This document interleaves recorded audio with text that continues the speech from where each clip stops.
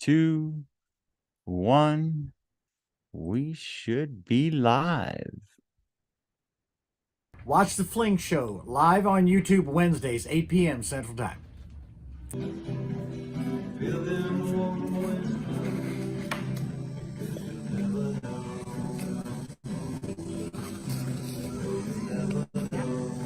That was a good one.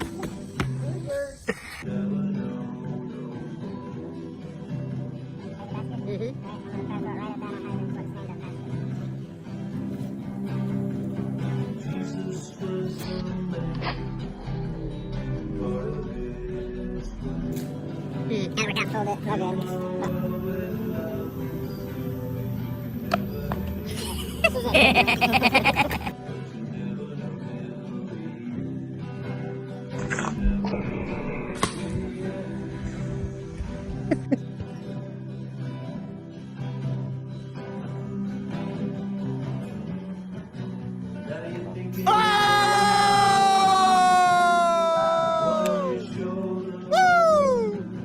Doing short to second, right? So you're doing retrieve it, pop, right to second, pow, real quick, right? You pull it in, pow. That's the motion. That's the motion you're trying to make.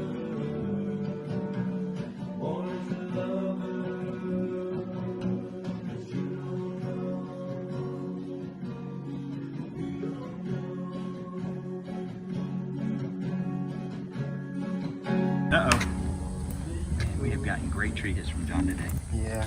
The Fling Show. The Fling Show. Y'all wanna know about the mystery of flight. You wanna hear about the scene done right. So kill your TV and just come outside. We're gonna take you on a beautiful ride. The Fling Show. The Fling Show. The Fling Show. The Fling Show. The Fling Show.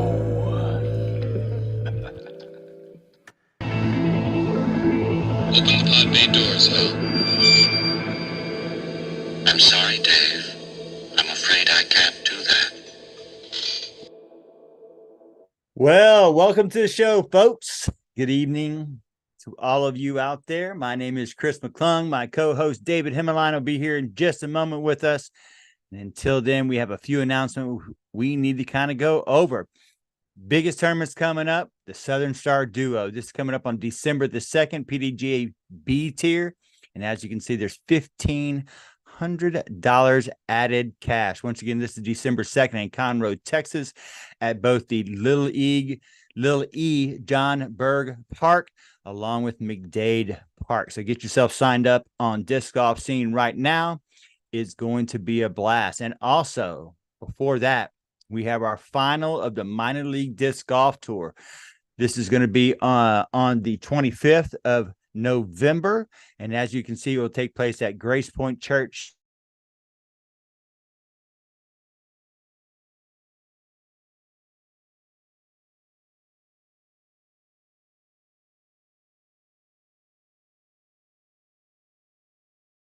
Now, folks, we do need to thank our show sponsors, and I need to thank them for another reason, because this year I've been able and accepted to the Founders Team 2024 for Team Lone Star Disc. I'm very proud of that.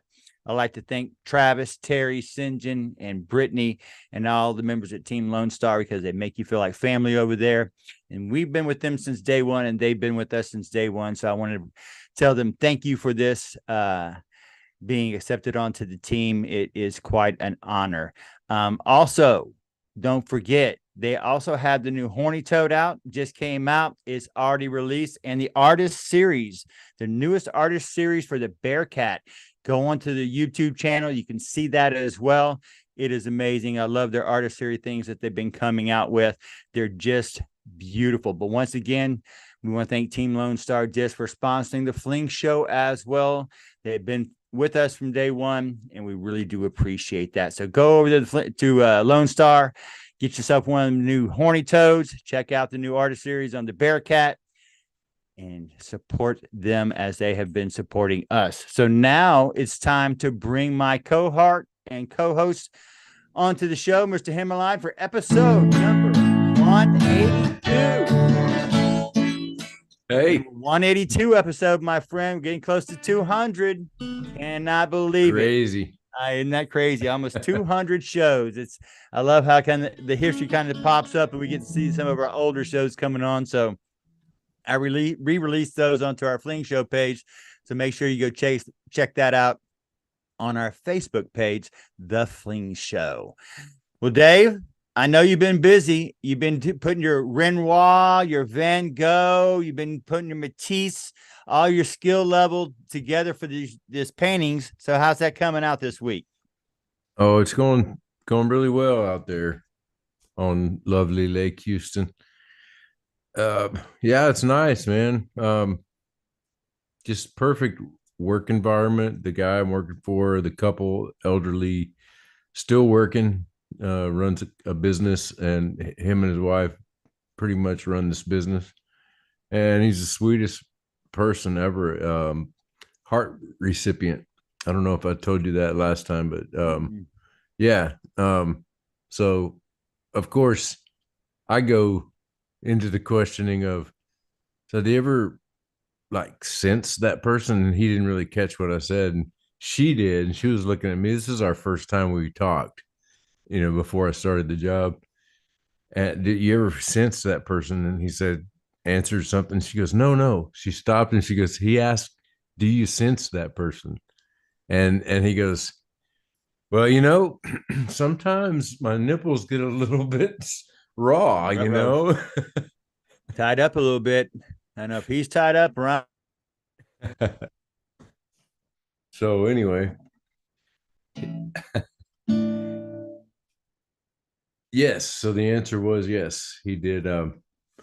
He has had this feeling sometimes, thought was interesting. Are we locked down? I guess we are.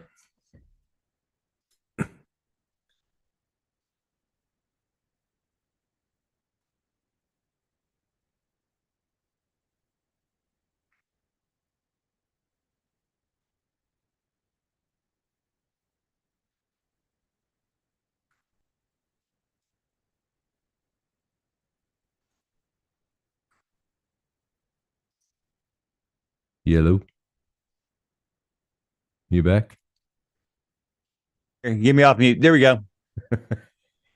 All right. So you left me at they were could he sense Something. You sense yeah, him? could he sense something? And anyway, I found out some interesting things. Yes, he had some physical things that weren't normal to the way he was before, heart transplant. But interesting is that you don't know the sex, you don't know the race, you don't know anything, but you just get a heart, and there's some kind of trail left there that is up to the person, the family that was the relative of this person that donated that heart.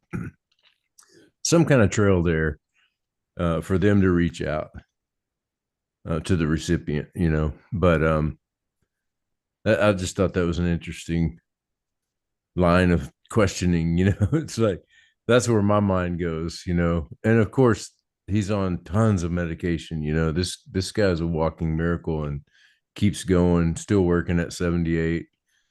Working hard. He's out there great. He did the whole entire lot with his tractor. He's out there working, nonstop. So it's been a blessing, huge blessing. I mean, it's been the easiest. I'm not talking about the work because I get there and I work, but I mean just the flow of it and the way, they got me right at the right time. I'm the only person there. The trim guy was there the first day and he packed up and left, and electricians are all coming the end of next week. So that means all I'm looking forward to seeing the chandelier in that dome. And then that, the after pictures will be really good. Right now I'm involved with 3 different rooms, 3 different faux finishes.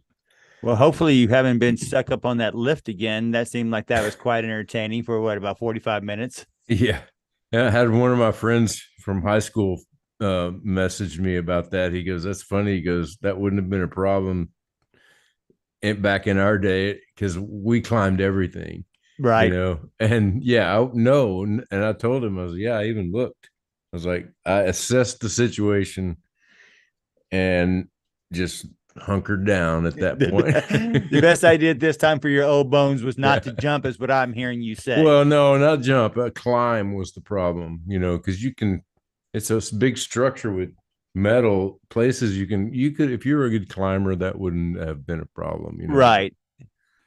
Yeah, if you were younger, is what you're saying, you would have climbed it. I gotcha. Yeah, and in better shape. Right. Because I could be my age and be able to do that if I worked out, but I don't. So anyway. Right. Well, So, I have a couple. Well, say that again. Back to you. What's going on with you? Go ahead with your agenda here. Man, I tell you what, it has been crazy because obviously we've got Texas State doubles coming up. And believe it or not, people think that, oh, that's not until March. Well, that's really around the corner as far as a large tournament like that. So big things are in the works for that. So that's really been keeping me extremely busy. And obviously, when you have two in college, that's another thing that just automatically keeps you extremely busy as well. So it has just been keeping up with that and the 5 dogs and the wife and trying to keep in contact, and then also trying to keep all the things that we do for the show afloat. It's just I just kind of find myself running around with my hair on fire, but for some reason I'm enjoying this, Dave. It's while I sound like I'm busy, it's one of those things that I'm glad that I'm busy, and it's I enjoy what I do. So, Amen. And I hope that also comes across in what I get done. So yeah, no, it comes across for sure. And that's what I was saying earlier. It's like busy is the way to be. It's like I'm not a very good downtime person. I don't do well with downtime. too much thinking goes on. Turns into a nap, big long nap. Contemplation and thinking kind of goes on, and sometimes that doesn't lead me the best direction. Well, and I have been kind of locked up for the last couple of days by choice. And of course, downstairs just before I got up to the show, into the office, Miss Elizabeth was just like, you know what? I think you need to go out tomorrow. You've been in the house too long, doing too much. You need to get out, which really means that I'm just poking and prodding her too much. And it's time for me to put my attention elsewhere. So I'm definitely going to try to get out and throw something in the air, regardless of where it's at, just to kind of, take a little breath before the weather starts to change. Plus, I heard the weather's supposed to start getting bad also. Right? Know when it's going to happen tomorrow? Yeah, I think that's what she said. So I'm going to try to beat it out in the morning. We'll see.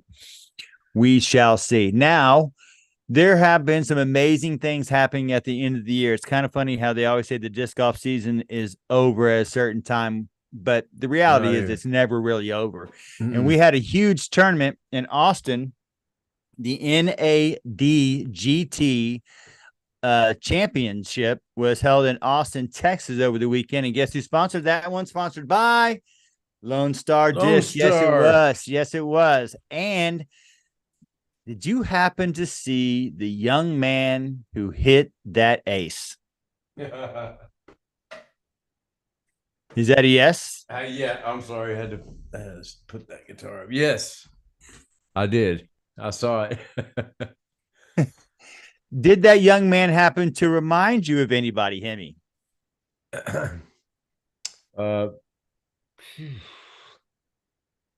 Reminded me of, no, I can't. I'm drawing a blank.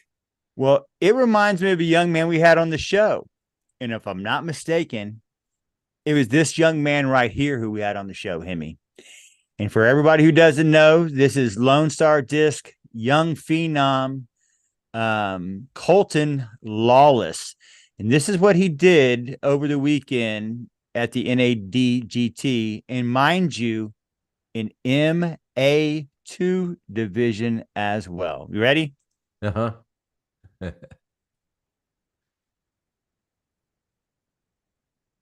182 feet, air to chains, and look at him running. And what do you think he threw, Hemi? Oops. What? 180, you said? Midi. 182.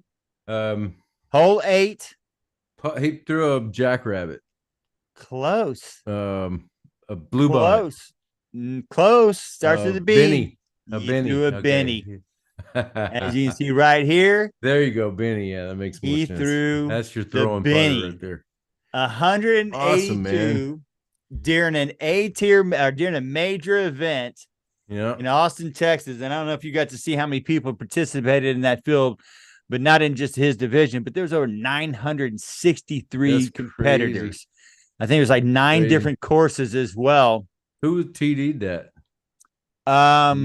Good question. I can find out here in a second, but I wanted you to just kind of see Mr. Lawless's finish. As you can see, is not only did he hit an ace, Wow. but he got first five-stroke win. place in MA2. 5 strokes. 5-stroke.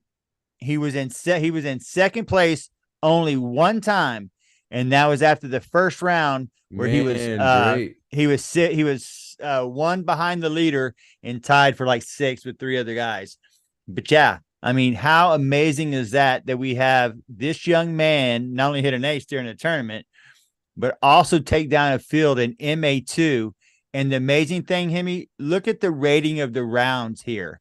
975, 975, 980, but most of all, the best for last, 1,007 rated round on round 4. That's just kind of like taking your foot and stomping it right there and says, nobody's winning today. I'm winning. Yeah. Quite amazing for that young man.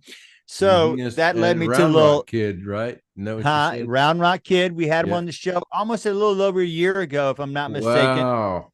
Back when we had guests. Yes. Well, guess what? Guess who's going to be on the show next Wednesday night? Back? He's coming back. I talked to his dad today, and we're going to have Colton on the show almost a year later after winning his biggest event of the year. Great. How about them apples, huh? That's amazing. Yeah. We'll get to hear about how he, discovered Lone Star, how that all came about. Cool. Just amazing. I mean, amazing. And as I keep going down to 180, the 1-2-20, we keep going. Wait. Oh, they didn't even play MA2. Oh, there's Mayo. No, I'm kidding. They played MA3. Who do you think played MA3? Look how we keep going down. Keep going.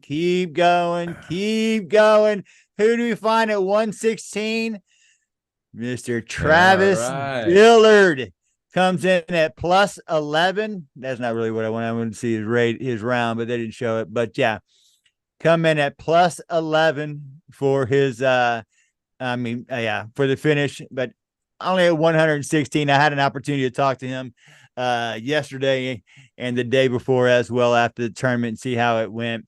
But typically, as you know, as we all do, it always ends up with that one final thing. The putt must go in the basket. Yeah. And you struggle when it doesn't. And so Travis said that was probably his downfall, was his putting. But I still thought how amazing it was for Colton at this age. And I cannot wait to talk to him until next week. But Hemi, this is his third round. Man, look at that. Third round. And look at hole number 8. Typically, what do you always see after someone hits an ace? Bogeys for sure. But he parred. He hung in there. Parred. Yeah. Birdied.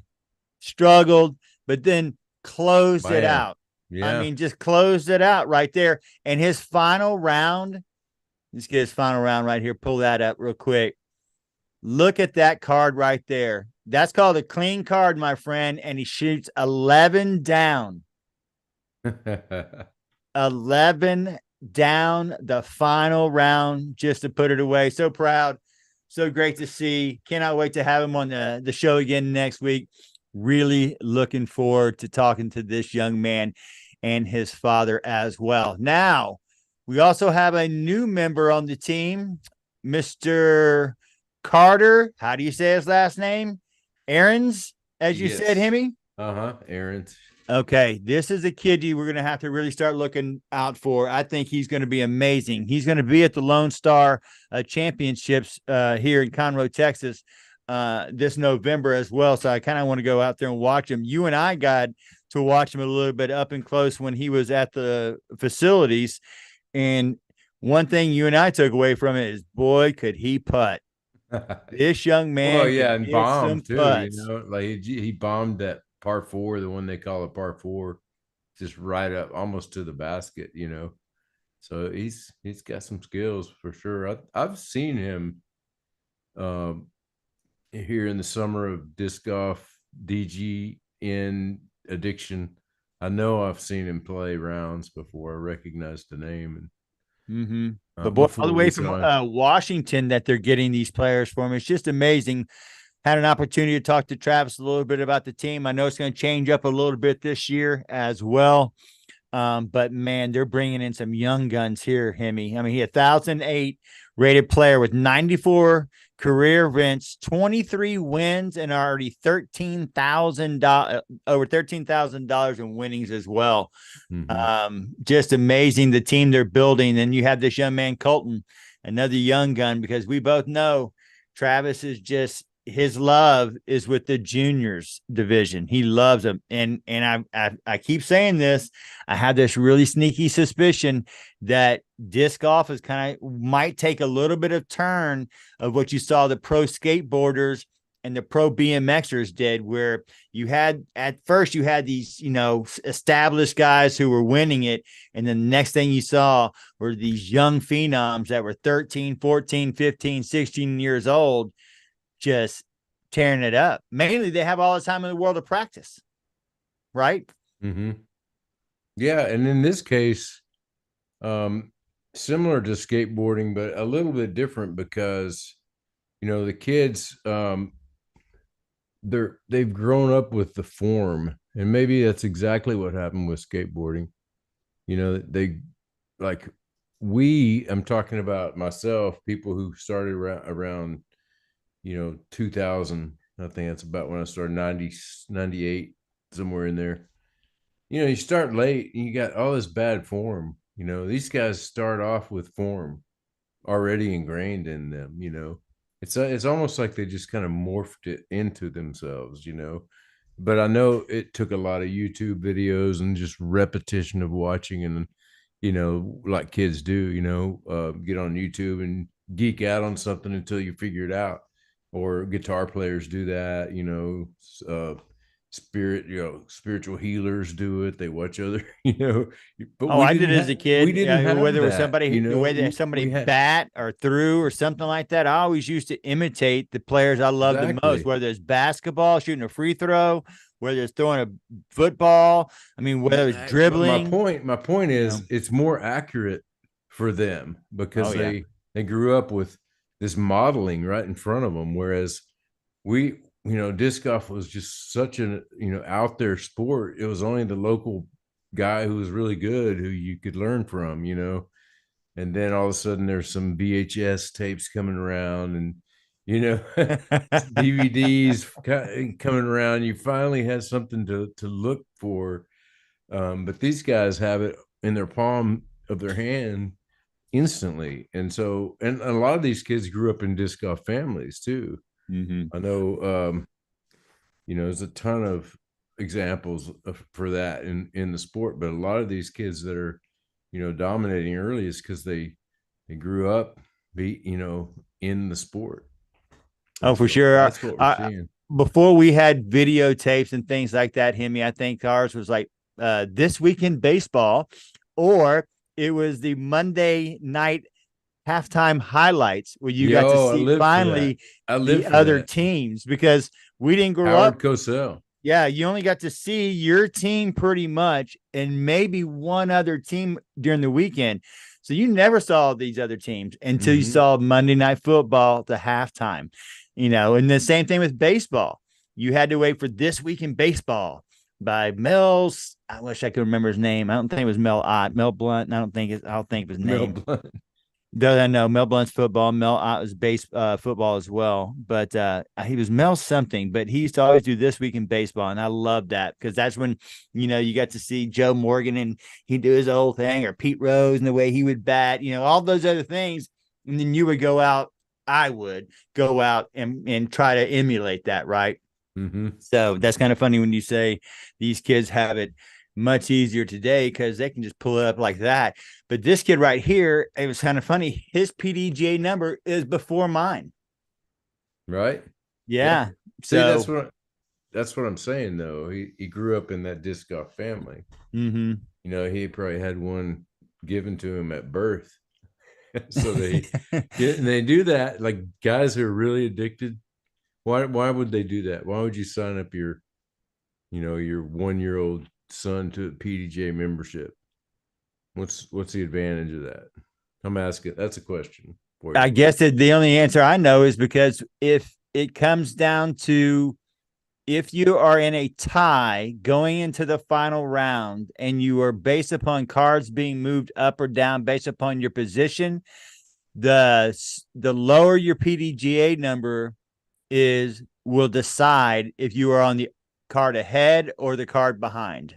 Exactly. And that's it. That's the one and the other reason is kind of a sentimental nod. Oh, my dad got it for me when I was 0, Yeah. which is cool. It's a nice connection, I think. I wonder how many of those kids never played, Yeah, oftentimes right. that happens as Yeah, well. mine wouldn't have. It would be dead accounts for sure.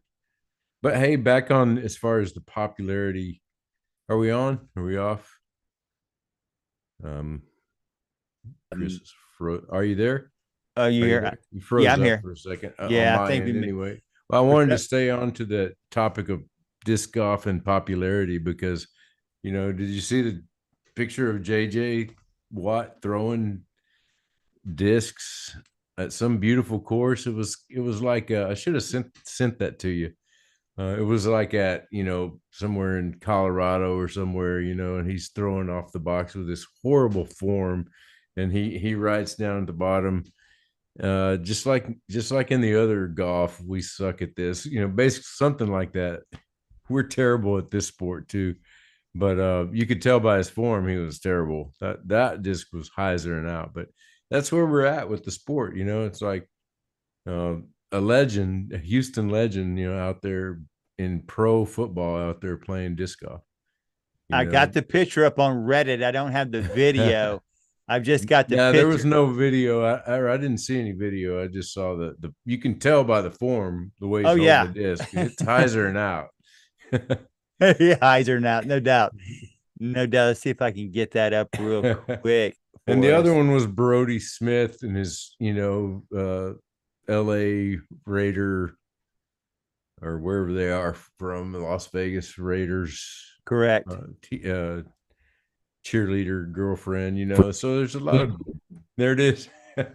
And also holding the hand there, pulling the disc back with the hand. That's the other don't. The other disc golf don't right there. How cool is that, man? That is way cool. That is so cool, man. Love it. Love it. Love it. Love it. That's funny. I wish there was video of it. He discovered a good sport, man. It was really cool. Somebody needs to get in touch with JJ. He needs to be a Lone Star sponsored player. Ooh, that's kind of funny. You never know. He can only say no. We might as well reach out to him and see. So I'm gonna try. Being a long time, resident here in the Houston area, we feel like you deserve a spot on the on team Lone Star. He would get him on Ranger team right away. Him and his dog. Him and his dog. All right, so into the next little episode that I've been really enjoying is the little rabbit hole. And I kind of have been watching this develop, I guess now for about 6 months. I've been following this, and I don't know if you've heard of the thing in Saudi Arabia that's called The Line. Have you heard of it? No, I'm not. Well, let us show you, because let's see if I can pull it up real quick. There we go. Get that over. You think I'd be able to remember how to do that after the third time, but no, can't do it. Now, once again, I want to make sure that you can hear it. What did I just do? Basics. Let's go here.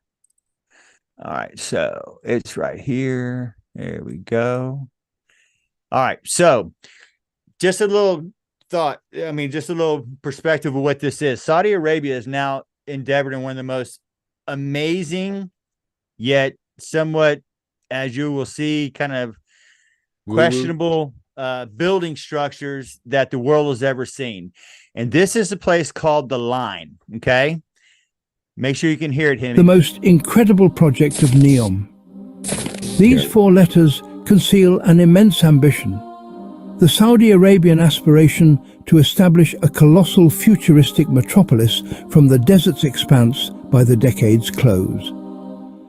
This metropolitan expanse is planned for the country's northwest, between the Red Sea, Jordan, and the Gulf of Aqaba, spanning an area as vast as an entire nation, comparable to Belgium's size. At the moment, NEOM is working on 3 immense projects. Firstly, Oxagon, set to become the world's largest floating structure, anchored on the Red Sea's shores, serving as NEOM's state-of-the-art port. Further inland within the Hejaz Mountains, we discover Trojena, an envisioned tourist city, featuring a substantial artificial freshwater lake and a ski resort. NEOM's ultimate centerpiece is undeniably The Line, an immense linear city, stretching 170 kilometers, where eventually 9 million inhabitants will thrive.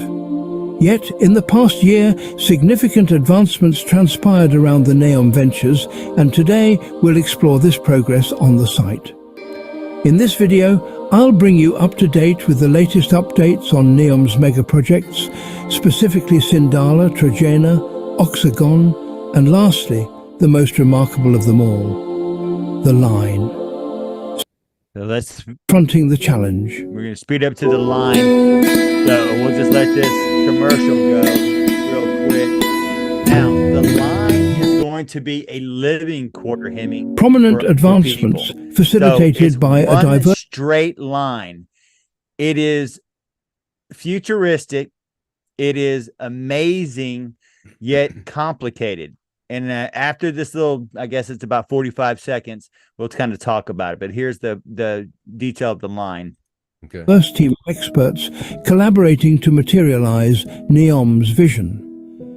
Presently, contributors from no fewer than 60 nationalities lend their expertise to the operation. However, substantial effort lies ahead to bring NEOM's flagship project to fruition, given that The Line constitutes this century's most intricate and ambitious urban planning initiative.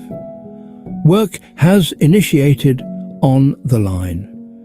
Currently, the construction site's progress is evident in various videos showcasing excavation and pre-construction equipment installation. Yet, significant infrastructure remains unseen thus far. Given the immense expanse of the city, stretching over 170 kilometers, selecting a starting point was imperative. 170 kilometers NEOM's long. provided information indicates work commenced close to the Red Sea, where The Line is intended to begin. A canal is under construction, enabling ships to reach a marina from the Red Sea, acting as a gateway to this envisioned city. The Line's modular concept. Minimal-scale models offer insight into the Line's interior. A cross-section of this vertical structure reveals its core concept, to provide access to all amenities within a 5-minute radius.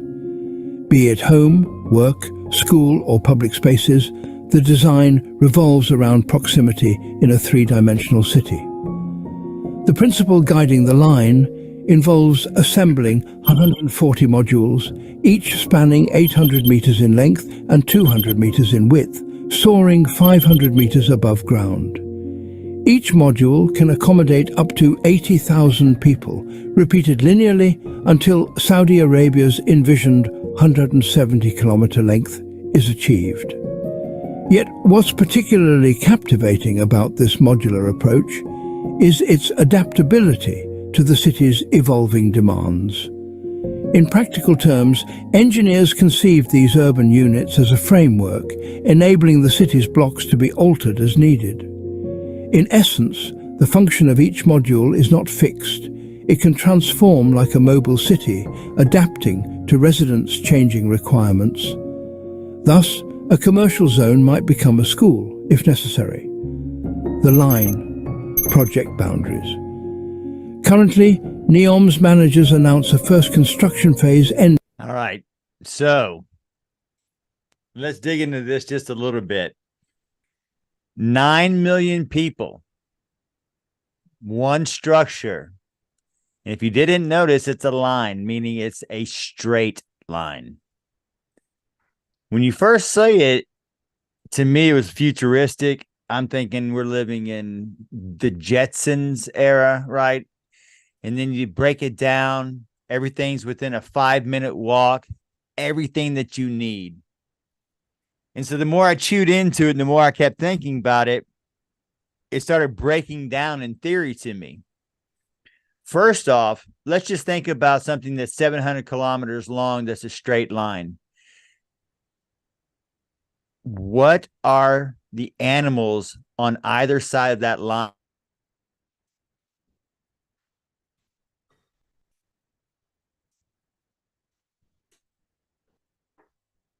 Lost you, Chris. Hello.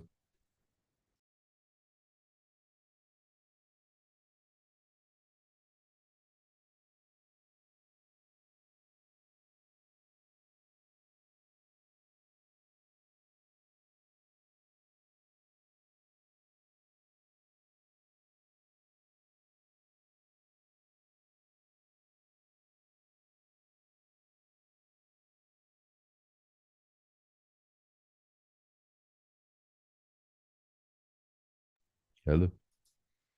Hello.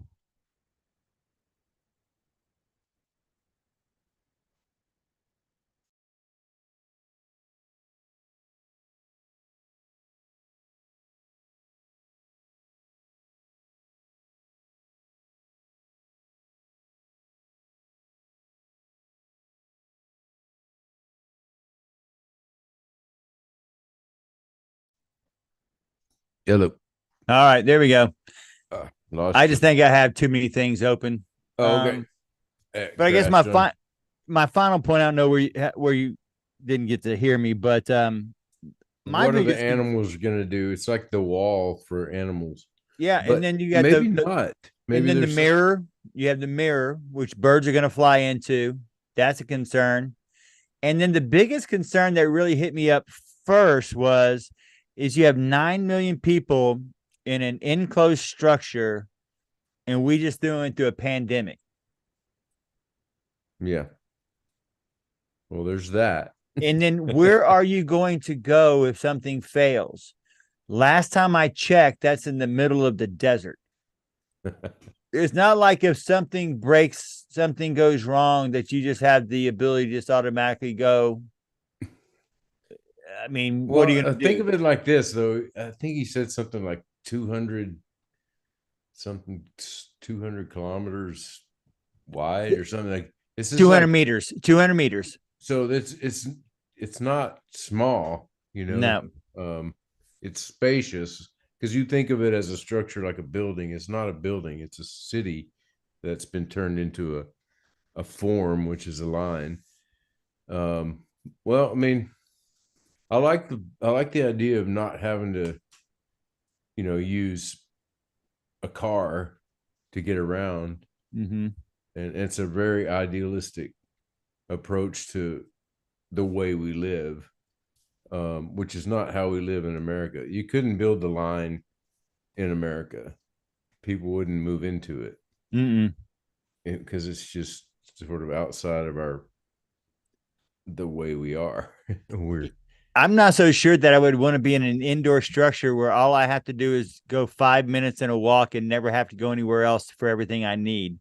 To me, it kind of sounds like the one thing my uncle used to complain about when he moved to Hawaii. He goes, yes, it's beautiful, but it's still an island, meaning that no matter what, it was so small that you felt like it was small, like you felt that you didn't have anywhere to go. Mm-hmm. And to me, that's kind of what that feels like. Maybe that's the Texan in me. I'm not a New Yorker who can live in a 250 square foot home. We got 3,000 square feet or whatever at our houses most of the time, and big skies and lots of areas. So I don't know if that's necessarily for me as just a human being. I can't see myself enclosed and entrapped in such an environment and just live that way for the rest of my life. There's other videos about their transportation too. You're supposed to be able to get from one end of the building to the other end of the line in like 20 minutes, which means that train would have to go faster than the fastest train that we currently have, which is one, they said, some train in Japan, which is like, it has to go like 500, 600 miles an hour. Just to, theoretically, mathematicians were just like, that's how fast it's going to have to go to get from one point to the other point to get that far. And I'm thinking to myself, well, how are humans beings to be able to take that kind of pressure or stress on their bodies? You're not standing, you better be sitting, if you're going 500 miles an hour, so I don't know. This is my initial thought when I first saw this whole presentation. I was thinking, some people claim in the woo-woo world that Mars was inhabited and that something happened to it, medias or something, that it turned into what it is today with gases and, uninhabitable. And, but at some point it could have been like it is on Earth, where we're polluting every waterway and just going and blowing like we don't care, because we don't. And then we end up, having to build tunnel systems underground, which is what you hear a lot of today, is like, that's all this tunneling, boring is a big deal, Elon Musk is into it big time. And not just him, but all the Secret Service boring that goes on all the time, especially over in the Middle East, but also here, So we're like, because of our lifestyle and what we've created on the surface of this planet, now we're having to start going underneath and building these weird structures like the line and all this. So like, say, fast forward like 50 years, all this kind of weird stuff going on, where we're just sort of trying to adapt to this chaos that we've created with our Earth, and then eventually we'll be Mars.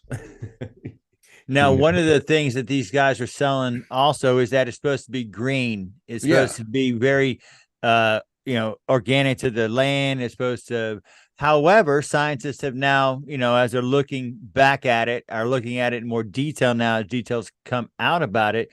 They're just like saying there's no way. The gas emissions from 9 million people, just the AC and the heat and everything else that it takes, the power that it's going to take to generate it, that's basically FUBAR. That's, that once again, it's Saudi Arabia's Palm Islands. I don't know if you heard about that, endeavor that they had, where they decided that they were going to take sand from the desert and put it into the ocean and make fake islands and have all these billionaires live there. And it looks like palm, and it was great. With just the one problem, once it was built, there was no flow through the water, and it made it all stagnant and stinky, and nobody wanted to live there. Wow. And it's still there to this day. You can go look at it. You can see it from the spaceship Hubble's telescope, where they put these islands in the freaking ocean, thinking, oh yeah, we can do this. And then the floating island in the ocean part.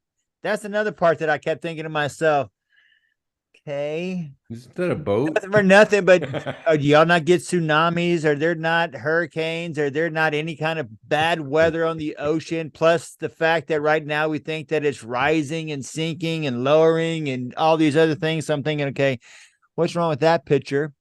Then they're going to try to have the Winter Olympics. The Japanese, they're having the Asian Games there, which is why they're trying to do this so quickly. So what you saw on top, where they had that man-made lake, they're going to have a ski resort on top of the mountains. The only problem with that is they do not nationally have a regular downfall of snow downfall.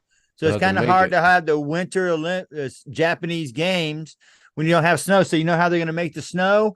They're going to make it. They're going to use those fans that make fake snow. What do you think the energy is going to take to get that whole mountain cover with snow is going to be like? What type of emissions is that going to be like? So it's kind of funny when I see the Saudi Arabians, of all people, who basically are one of the good reasons why we're in this mess, because they're one of the largest oil-bearing countries in the world, responsible for what most of America consumes in gas. And we're going to let these people tell us how to go green? Seems like an oxymoron to me. I'm just saying. And it seems like a Palm Island. It's like, oh, it's all beautiful, and you got billions of dollars to spend. And where do you think you got that billions of dollars from? Freaking from America. And the funniest thing is not only is that America the largest user of Saudi Arabia oil, but the biggest benefactors to this building that they're building are not American companies. Only one company got a contract to build in Saudi. All the other ones are from China and Russia. Wow. Okay. So, it's just one of those things where, as I dig deeper into it, conceptually, they did a great job. Like I said, it makes me feel like I'm living in the future. But another problem that I thought about this is a city like that, with the way Saudi is as well, they're very strict in their laws. Is there going to be cameras everywhere? Are you going to be living in a dystopia, utopia? I mean, a dystopia place where no matter where you go, no matter what you do, the moment you walk outside your door, you're going to be on video. Who knows? But Saudi, though, that's pretty much that's the way these things are going now, right? Yeah. That's, every traffic light, every store, every sidewalk, where people are walking, there are cameras now. We already almost have it all over the United States of America. I can only imagine what it's going to be in a place where you got, $900 billion to build these things out at. So, what I thought too, another thought I had when I was watching it was, what was that lady who came up with this scheme that she said she had invented this miracle cure, this cure, and she talked like Steve really Jobs. Deep. She matter of fact, I've been watching her voice, and she scammed yes. everybody. That's what I felt when I was watching it. I was like, this seems kind of fishy to me. It does to me. And who can live there? Who's going to be able to afford to live there? What businesses are going to be there? I mean, let's just really think about that as well. And nothing for nothing, but Saudi is an extremely, their laws are different than American laws. I can tell you that right now. First and foremost, there is no homosexuality there. There is no public display of affection. I mean, there are other laws that are extremely, treated differently than they are here, obviously. But, man, I don't know. It just seems like, it's like the slave going right back to the master, right? I mean, here we've been for the last 100 years buying every drop of oil they have. And they're like, nah, we're going green now. We're taking all that money you gave us and we're just going to turn it into going green. So I don't know. Maybe they see the writing on the wall because, anybody who's in power and has any kind of knowledge, they know that there's another energy source coming and it's not oil, and it's going to come when it happens. It's going to, it's going to end an empire of business and it's not going to come easy. The industry that is the oil industry is deep. I mean, it's not just a couple of engineers, it's part of our society, Yeah. And it's not just about cars. I mean, people don't realize what else that petroleum does. I mean, it doesn't just run your cars. Right. No, it runs everything. So many other things. It's everything, it's huge. And it won't go away, but I have a feeling that the automotive side of it will definitely change. It's funny you said that. It was another rabbit hole I almost brought up, but I'll just, instead of getting the video, I'll just kind of give you the 2 cents of what it said. The brownstones that you see in New York City and mostly up in the East, and brownstones are basically they're named that because of the amount of steps that go up to the home, right? Mm-hmm. Do you know why they made those steps?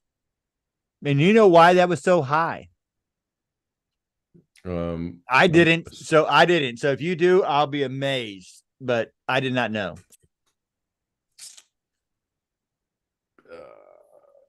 drainage, some kind No, it was because the amount of horse shit that was on the roads. of God almighty. Okay. And the That's a reason lot. why, Yeah, that's a lot. And that's in okay, New York, big cities, bigger big cities. Yeah. So what they did is they built those brownstone steps high, and that's why you also had your scrapers on all those brownstones. It wasn't for the snow, it was for the horse shit because everybody rode horses. And so the cities started charging a tax for you to keep your horse in the city. Well, people kept paying that tax, yet shit was still on the roads. So they just kept raising that tax until it made it so unfeasible for the person to own a horse in the city that people stopped owning horses in the city. And right after that, you know what came? The automobile. That's a interesting tie-in with the brownstones. That was good, man. That was well thought out. I appreciate that. So I thought, and you were just talking about businesses dying.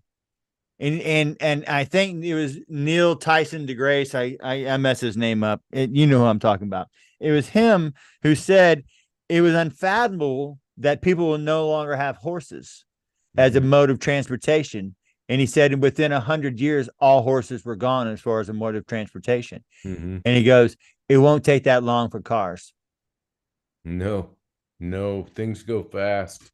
Yeah. I drove a guy today, a retired oil guy, and he was a bit on the cranky side, bit of stay off my lawn kind of guy. And I can always sense it, when the politics comes in early at me, and I'm like, because I don't go there. I don't discuss politics or religion, but I love talking about those things. But we're not debating about those things. But anyway, that came up early, and he starts in on his car situation, and I said, "Yeah, I've already put 30,000 on this," and he's like, "Man, I've had mine for whatever, and I haven't put more than 10,000 on." I'm like, "Well, you should get an electric car.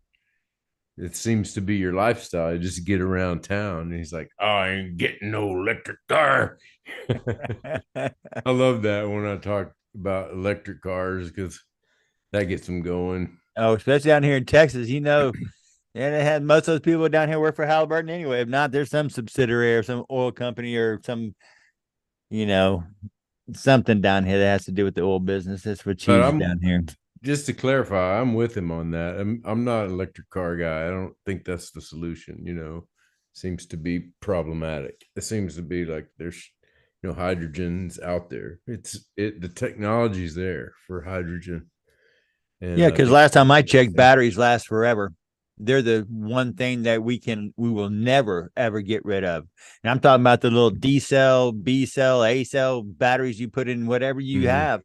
I mean, they're the worst. Yeah. Batteries are the worst contaminant to the planet. And so I agree with you. I don't think that electric cars are the way to do it either. And they're explosive and with no way to put them out. That's another problem. That's kind of crazy. When they light on fire, they don't stop for days. I mean, it's days, right? I'm talking about 4 days, 5 days. Yeah, there's nothing you can do about it. And then I'm talking about like at the, just even the small level lithium batteries at a landfill. I hear landfill guys. I saw a video of a landfill guy being horrified about batteries. He's like, "Man, batteries are our worst nightmare." They are. And we just continue to make them. So I agree with you on the battery operated cars as well. I think that we're smarter than that. At least I hope that we are. Yeah. But we'll see. But I thought that was an interesting thing. I'm going to keep my eye out on the line. Once again, it reminds me of the palm. Good. I appreciate that. Yeah. I watch a few things. I like the slime one because it was more like solving a problem. Whereas I think the line seems to be creating one. And, once again, when I really watched it as well, the one thing that stood out to me is it would never be a place for someone who did not have means to live there, meaning that it's not for the poor.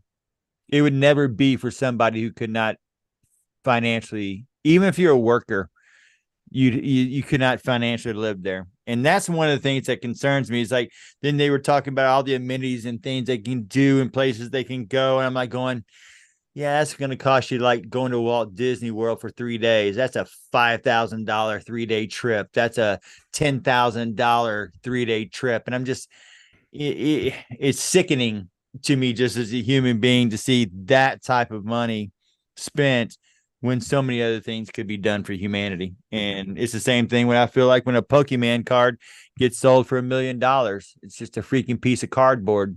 You could change people's lives, but no, you need that piece of cardboard that's this big, you know. I'm picturing, as you were telling that, I was picturing it.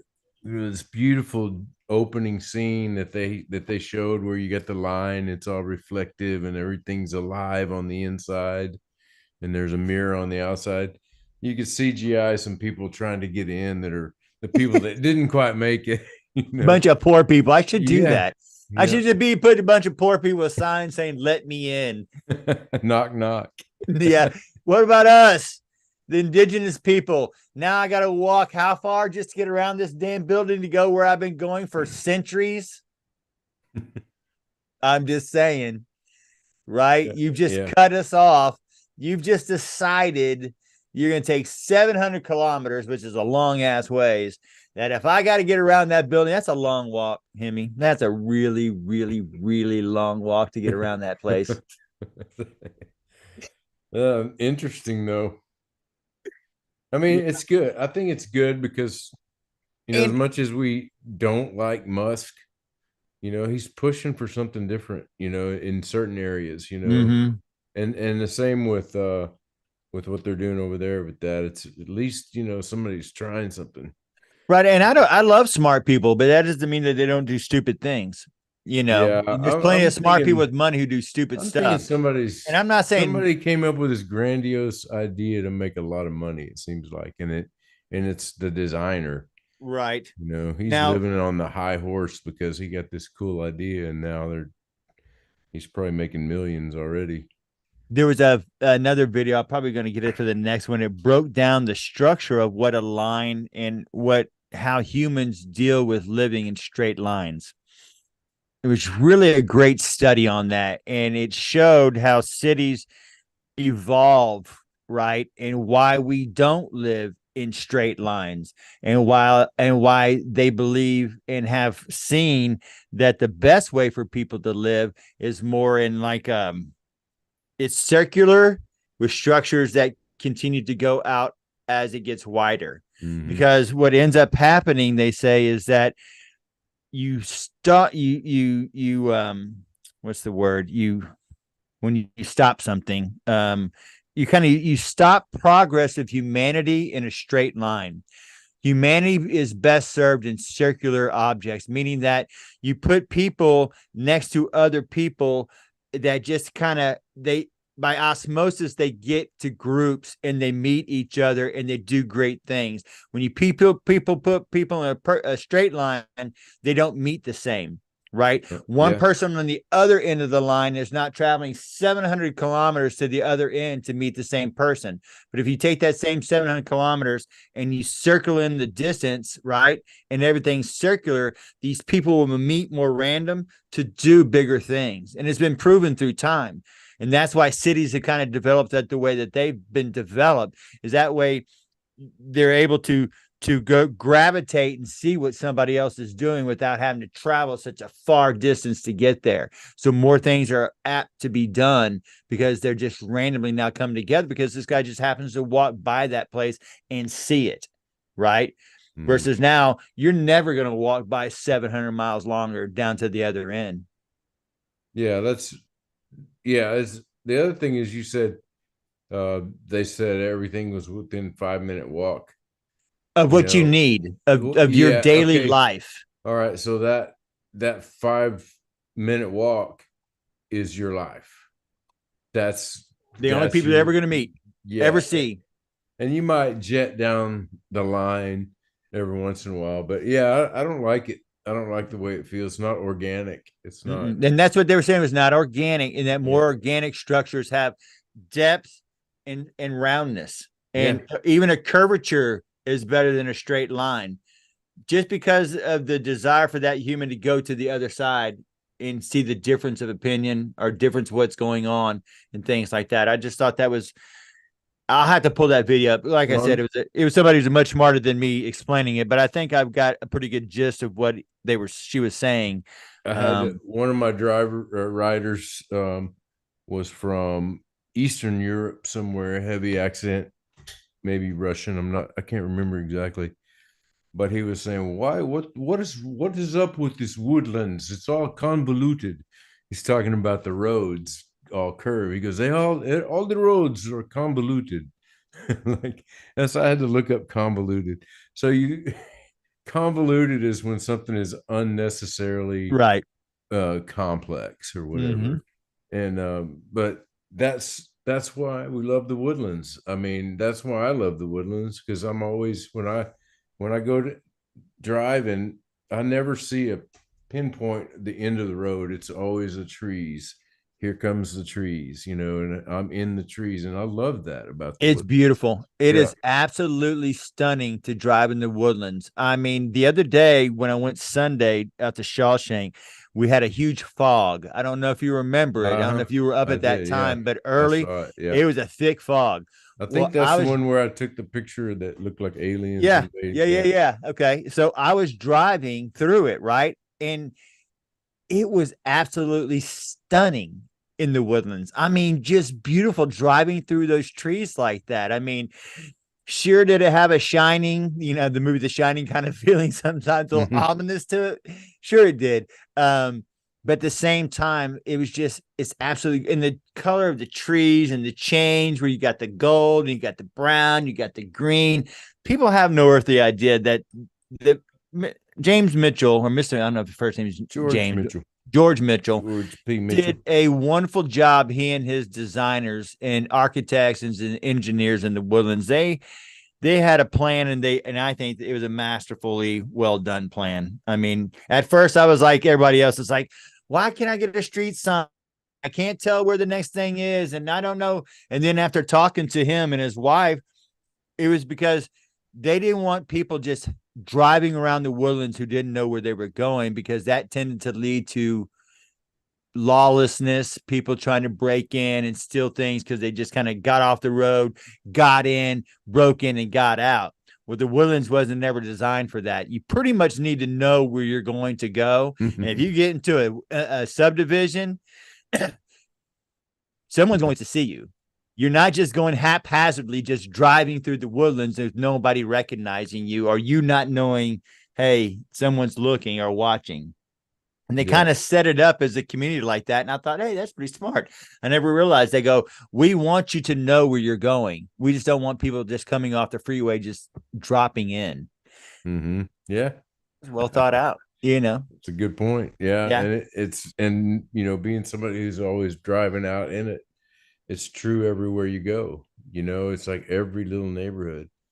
It's well thought out. And it's also, like you said about the circles, it's a bunch of circles, Cochrane's Crossing, and there's like inner circles. And then the other thing I thought about when you were talking about circles is Houston has bad traffic, but it's not bad like Austin. It's not bad like Dallas. And a lot of it is those circles, the 610 loop, the 10, the 10, the 59, all that. Everything is just expanding circle. And then we got, now we got 99, and eventually we're gonna have one out there, way out there, past Conroe. And if you're giant loop, and if you're from here and you realize Houston and you know how it was kind of designed anyway, even if you get off the freeways, there's ways to get around traffic. There's ways to get off, go take a left, go take a right, keep going, go back, take a right, get back on the freeway that you just got off of. My grandma used to always tell me that, kid, you miss your turn, just keep coming, just keep it going, take the next one, come back. And it's so true, because in Houston, you can do that. Now in Austin, you miss something, you get up in those hills, there's no turning around. I mean, there's no getting off the freeway to go try to get away from something, because that just gets you into a neighborhood that only throws you back right onto the freeway, or not onto the freeway at all. So it was never designed like Houston was. And I will say this, thank God for being flat. And then we only got bayou, so it's pretty easy to build a bridge over a bayou, and it's pretty flat. So we got streets everywhere, you know, Yeah. we got roads everywhere. And you drive, you know that. I mean, if you got to get around, you can always get off traffic and get around and move if you're smart enough to think that way, right? Take a right, take a left, take a left. Yeah. Sometimes it'll cost you though. Sometimes it's a rabbit hole of its own. Oh, true. Because you can those where there's light after light after light after light. Yeah, I've had situations where I took the wrong I made the wrong choice. I always ask though first. I'm like, hey, we could do this. And I'll give them the, if they say okay, then it's their fault. But if if I just do it on my own, it's I realize they're watching their app. They know what the route is, and they'll go, hey, why'd you do that? So so I got the big brother in my car who's watching me on his phone. But no, I love it. It's been really cool. This job I've been working, it's been a blessing. It's more than paid for my gas for this job, as well as some more, just driving to work, so I always wondered how that worked. I heard stories about guys who Ubered themselves to work, they pick up rides. I'm like, how do you orchestrate that? Well, for me, it's like getting jobs close to the airport is a good way to do it, because then I'm like, better chance of going to the airport than anywhere else in the Woodlands. Most of my rides are airport runs. Yeah, gotta love those. I'd rather have those than trying to take them down to a bar or a restaurant for the night. Yeah, I don't do that. Yeah, I'd much rather be taking that airport run. Yeah, I did have awesome. I'm glad you enjoyed that. I was hoping you would. Amazing. The line. I like it.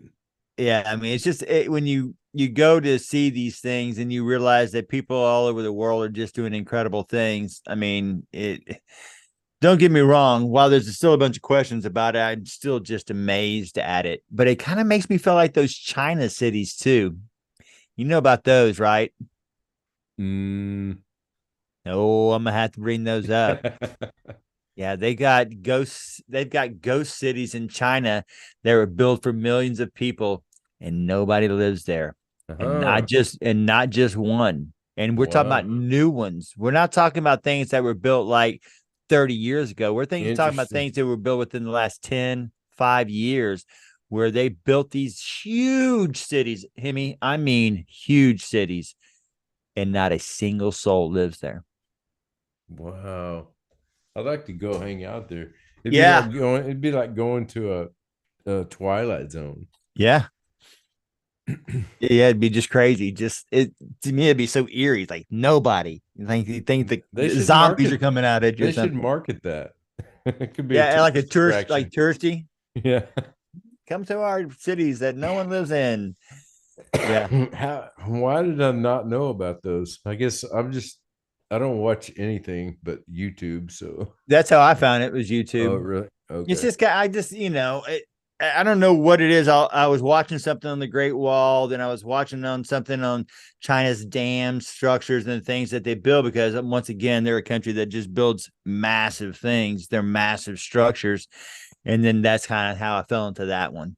And same thing with the Saudi one. If the funny thing was that came up after I was watching that slime video. So it's just kind of like, wow, that was weird. So about 6 months I watched that, and it's been following ever since. So I tell my wife all the time, it's weird how I run into things. I used to be able to know, I find out some pop culture thing about Katy Perry, and I didn't even know who Katy Perry was, but for some reason, whatever I was watching for sports, they'd be talking about it, right?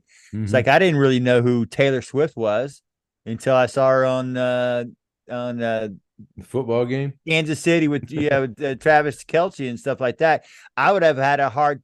I only know one song she sings. I couldn't even tell you another song she sings, and nothing against her. She's great. I know she's wonderful. She's topping the whole whatever. Just I'm old. Just not something I pay attention to, right? But once she started dating Travis Kelce, I was like, oh, now I know. Just put football into it. Yeah. Well, that's all I have this evening, sir. Anything else for you? Not that I can think of. I do have my buddy AJ coming to town for that for the Lone Star Championships next weekend. Not Okay. this coming, but next weekend. I'd like to get him on, talk to him about his charity and his whole mission in life is those kids, you know, who've had lost a loved one. Camp Tesoro, El Tesoro de la Vida. It's like basically campfire. Love it. Is what he does, and he's the one I've done all the charity things for. 10 this year. We're doing a guitar, so there's a lot of cool tie-ins. Disc golf. He caddied for me at some events back in the day. He's kind of like family. Played for Florida State. There's a lot of cool stuff. Yeah, that's the guy that we played with in Dallas in Flower Mound. Yeah. Yes. And he met us up and the McCabe course. McCabe's course, yeah. So yeah, let's get AJ on there. I haven't talked. I love it. About it. I think I did throw him a message a couple of weeks ago when I got the idea. It was actually before last week's show where I kind of thought he's going to be here. We might as well take advantage of it. Yeah. And if it's on the weekend, doesn't matter. We'll record it because we need to have stuff also for your December hiatus also as well. Yeah.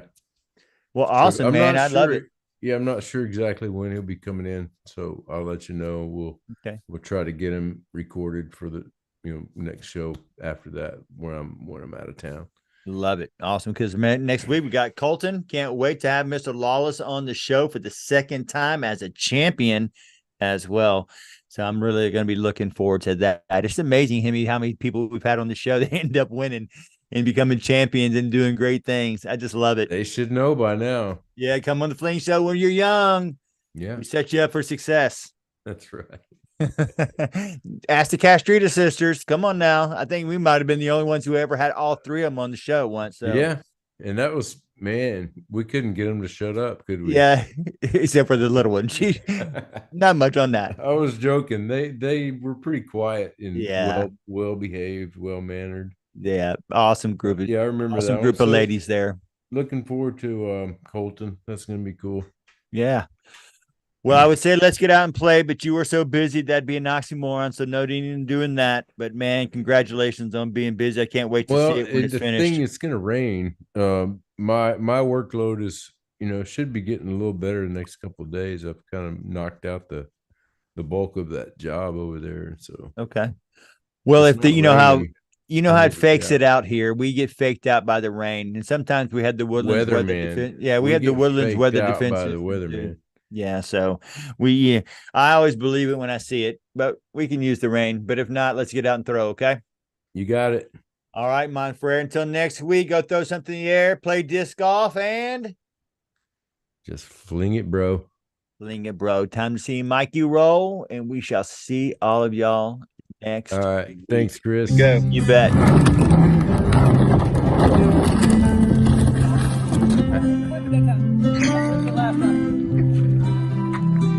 We have a wiener.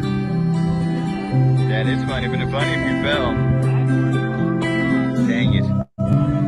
Yeah, I did. Yeah, I was hoping you'd fall, though. Yeah, I mean, it's not real deep. You can stand up there. I said it's not real deep. You can stand up there.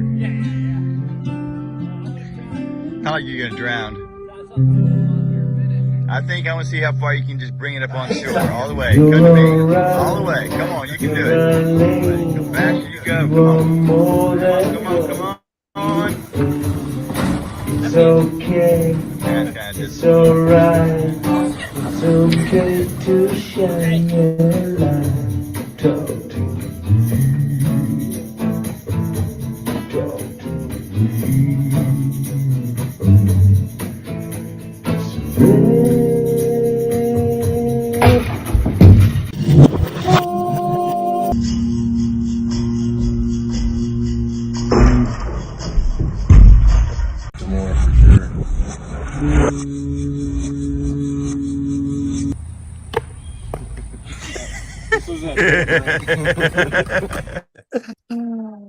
Good night, folks. We'll see y'all. Hey, laughing. It's older than talking. and it makes you feel really good.